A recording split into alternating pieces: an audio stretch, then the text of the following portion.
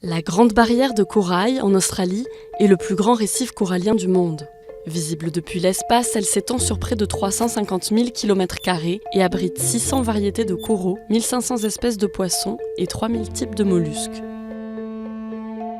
Inscrit au patrimoine mondial, cet écosystème fournit un abri et de la nourriture à des animaux comme le dugong, appelé aussi vache marine, ou la tortue verte, tous deux menacés d'extinction. Mais le réchauffement climatique fait des ravages, à tel point que le récif pourrait disparaître.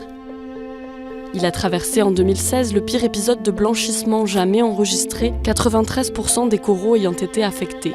Le blanchissement se produit lorsque des conditions environnementales anormales, en particulier l'élévation de la température de l'eau, poussent les coraux à expulser les minuscules algues photosynthétiques qui vivent en symbiose avec eux et sont à la base de leur couleur. Ce phénomène ne tue pas directement les récifs mais les rend plus vulnérables aux maladies. Lorsqu'ils ne réussissent pas à récupérer ces algues symbiotiques, les coraux meurent.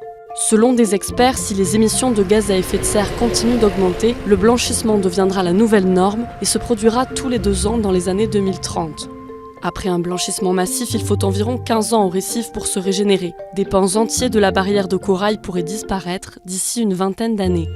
D'autres menaces pèsent sur les récifs, comme l'agriculture intensive, l'aménagement du littoral ou encore les toiles de mer dévoreuses de corail. La Grande Barrière de Corail est aussi une destination touristique majeure qui génère plusieurs milliards de dollars de recettes et crée des dizaines de milliers d'emplois. Des scientifiques estiment qu'il faut agir très rapidement pour améliorer la qualité de l'eau, car d'ici 5 ans, il sera peut-être trop tard.